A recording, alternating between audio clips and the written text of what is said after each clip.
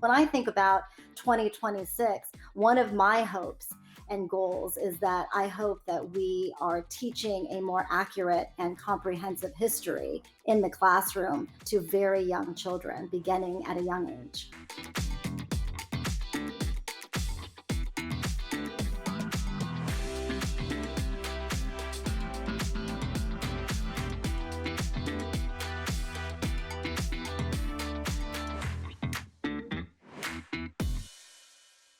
Hi, I'm Danielle DeLeo Kim, Executive Director of Philadelphia 250. In 2026, the country will commemorate the 250th anniversary of American independence. So I invite you to listen in and get inspired to take action as Philadelphia 250 brings together thought leaders and change makers to share what those founding promises mean to them now and in the pursuit to 2026. Welcome, everyone. My name is Nydia Han. I'm a television journalist with 6ABC Action News in Philadelphia. I'm also the creator of #ThisIsAmerica. As part of Philadelphia 250's In the Pursuit series, I am honored to be talking with Rafael Arismendi about our people's histories and what it means to be an American. Rafael, it is so nice to see you. Thanks for joining us today. Thank you for having me here, Nydia. Appreciate it. Please briefly introduce yourself. My name is Rafael Arismendi, and I'm the Vice President of Education and Workforce Services at Congreso. We'll be talking a lot about your work at Congreso in just a little bit, but I want to begin by talking about the American experience. We have a shared American experience. There are so many common threads, but the American experience can also be very different based on factors including race, faith, and gender identity. Talk to us about your American experience and what brought you to this country. So I came to America with the idea of doing a master in public administration and learning about community-based organizations. So I came to Philadelphia. My brother was living here, and I got connected with Congreso. I started working as a volunteer in 2005. When I was ready to go back to college, Congreso offered me a job, and I haven't been working for a while, so I decided to take the job, and we kept working there. More recently, after working at Congreso for almost 13 years, I had the opportunity last year to apply for my American citizenship, so I became an American. Congratulations. Thank you. What a journey you've had, and we are so excited that you are officially an American citizen. My parents came to the United States as young people as well. They came to the United States from South Korea. My father came here to get his PhD. My mother came here by way of France, where she did her graduate studies. They became naturalized US citizens in the 1970s. They had me in California. I was born and raised in a small town called Santa Paula, which is in Ventura County. Very few people looked like us. There were very few Asian Americans in our community, but there was a large Mexican American population. And so my parents always laugh and say my first language was neither English nor Korean. It was actually Spanish. And I grew up with a lot of Mexican American friends, and they so enriched my childhood and so informed my experiences and how I see the world as a grown-up. You have two sons. Talk to me about the discussions you've had with them about race and being an American. Yes, and I have two boys. They are 9 years and 5 years old. And it's an interesting conversation because in some way they go to school and they start learning about all the American culture. But I want to make sure that they understand our roots, that we're really proud of our Latin origins, that we came here for new and better opportunities for them.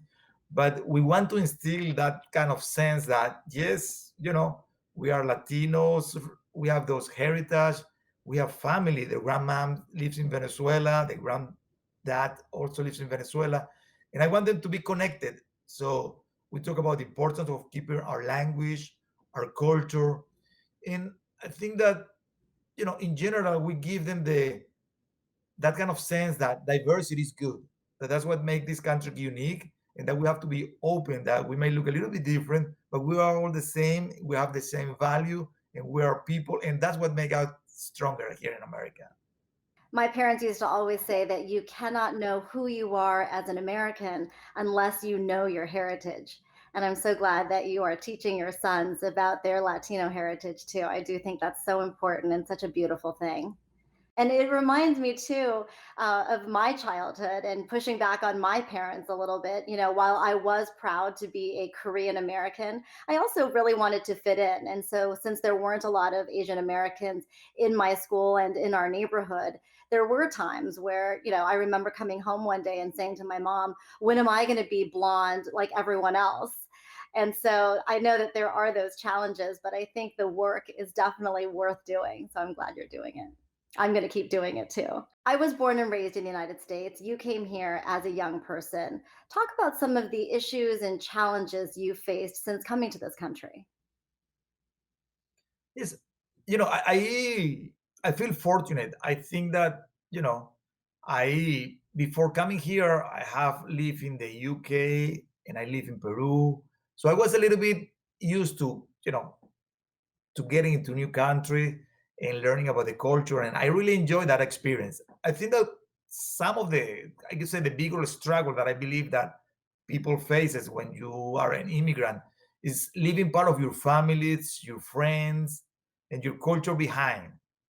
So it's a little bit complicated, and it takes a lot of like energy to try to focus on the opportunities. Even though in my case I always was kind of missing my friends, family that are in Venezuela, I always tried to maximize the opportunity that was in front of me and trying to learn about the American culture, to learn about the traditions, and in that way I kind of make the process enjoyable.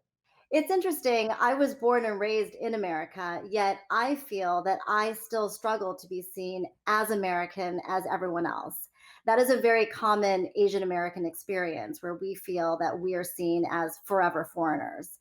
And so growing up, I definitely felt like people saw me as a bit of an outsider. 3 years ago, when a driver yelled, "This is America" at me, I just exploded. I just unleashed this anger that I didn't even know I was carrying. And I responded to that driver, taking ownership of those words, "This is America," in a live Facebook video that I hashtagged. This is America. And I was really surprised by the response. And 3 million people viewed it, 67,000 people reacted to it, 16,000 people commented on it. And I wanted to know why such a small, minor experience struck such a major chord in this country with people of all backgrounds.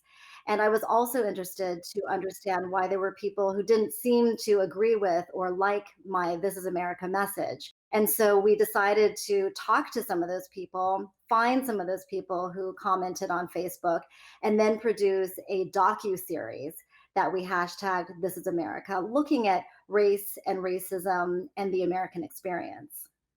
Well, very interesting, Nydia. And I wanted to ask you if you could let us know and share with us what did you learn from that experience, because that's really interesting. So many viewers, their reaction, the emotions being an American. So, any lessons learned? What were your takeaways from this experience? I learned so much about other people, but I really learned a lot about myself. Anyone who disagreed with my "This is America" message, in my mind, were racist or ignorant or uneducated. And what I realized when I sat down and talked to those people is that in many cases, they were not any of those things. And while I had thought they were unlike me, we actually have a lot in common. We have the same hopes and dreams for ourselves and for our families. And there are things that connect us that I had sort of forgotten about or not even thought about.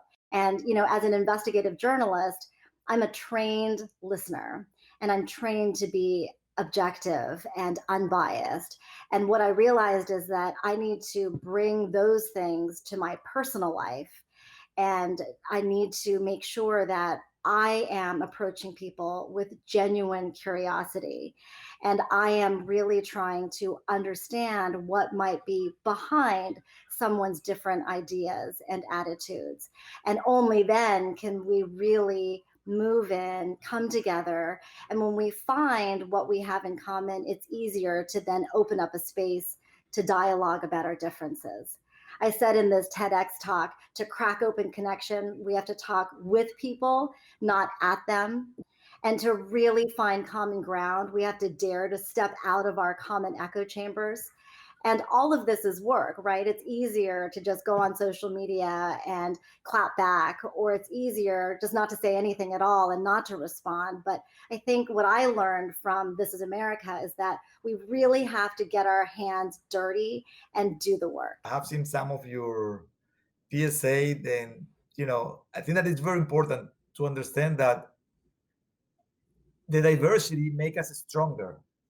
And many times, when I heard a story from somebody that was recommending when we're talking with our kids that we should tell them that imagine if you were, coloring just with three colors or two colors, you won't be able to create those masterpieces. It would be a little bit boring.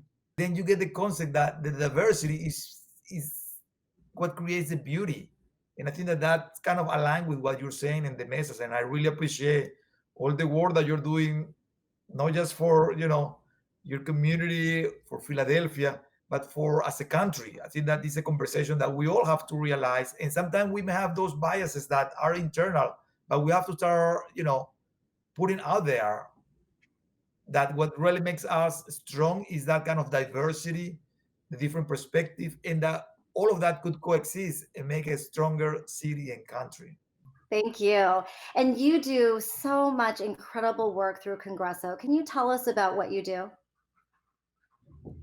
Yes, Congreso is a social service agency located in Eastern North Philadelphia. We have been serving the Latino community for so many years. In my division, we try to focus on education and employment.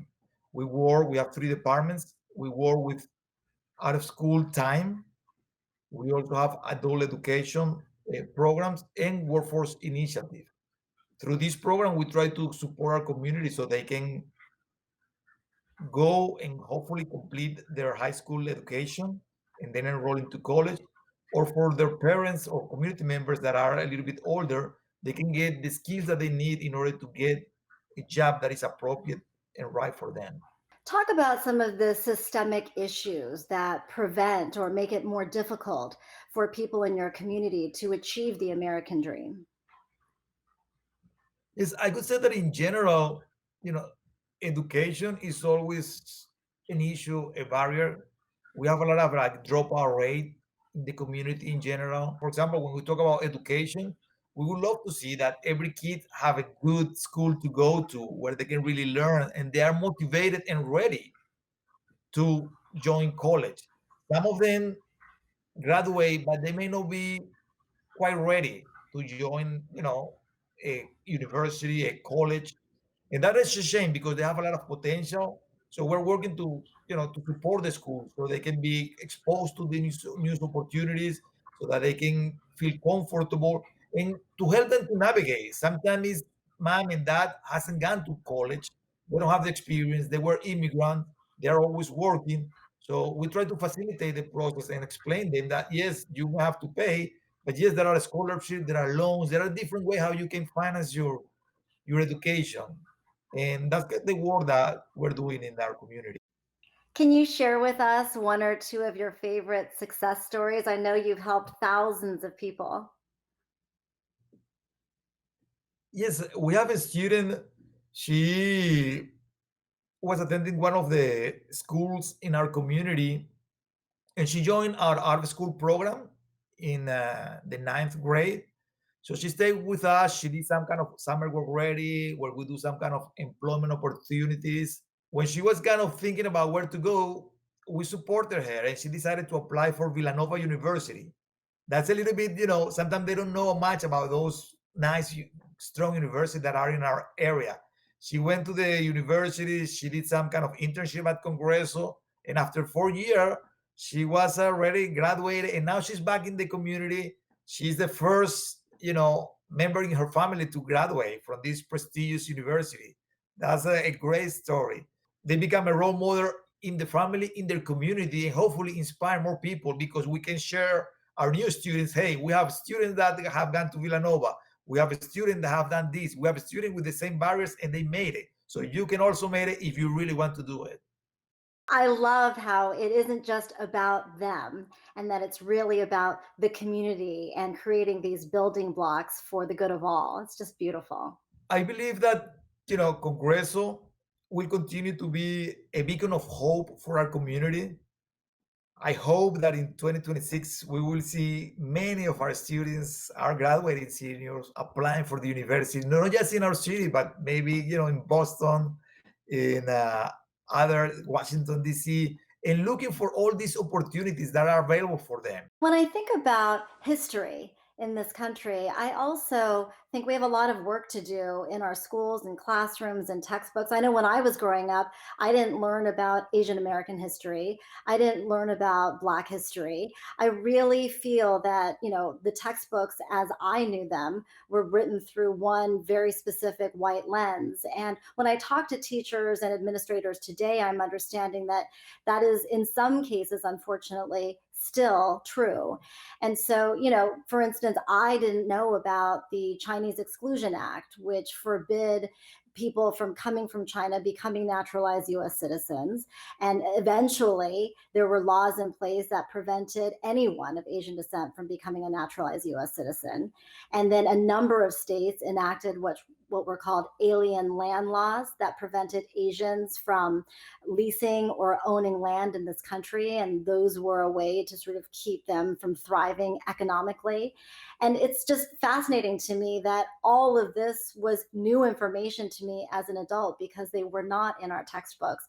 And I don't think that they are in many textbooks even today. So when I think about 2026, one of my hopes and goals is that I hope that we are teaching a more accurate and comprehensive history in the classroom to very young children, beginning at a young age. Yes, I think that we all need to realize that in order to have a stronger, a better society, we all have to be represented at the table, that we all have to be part of the discussion. And I think that by doing that, we can start learning from our past, understanding where we want to go, and taking the right steps. So I believe that as an individual, we have to be responsible, see how we can learn, see other people's perspective, learn from their experiences, because my reality might be a little bit different from your reality, and that's okay. That's how it should be. I would like to hear from you, Nydia. What are your thoughts as a journalist, as a public figure that have in a very vast, amount of followers? What are the your advice and recommendation, action steps to take? My real message to everyone out there is that whether it's in your school, your household, your own community and neighborhood, there are things that you can be doing to help us achieve our founding principles of this country of equality. And that is just to reach out of your bubbles and to get to know other people and their experiences so that we really can have a more inclusive, respectful place where we understand each other more and get the fact that we really are in this together. And my hope for 2026 is that we do that work now so that come 2026, our country really is in a better place. Thank you, Nydia. I really appreciate your comments. It's been so much fun talking to you. I really appreciate your time today, Rafael. And to all of you out there, we really hope that our conversation sparks your own dialogue within your own households and communities as we prepare to celebrate America's 250th anniversary in 2026.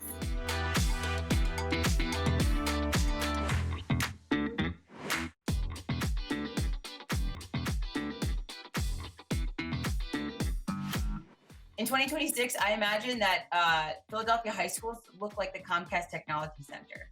That our young people walk into a school building and there's poetry ticker tape streaming across the ceilings, delicious food. That they have the tallest penthouse view of this city and this world that they know they have every right to invest in, believe in, and shape.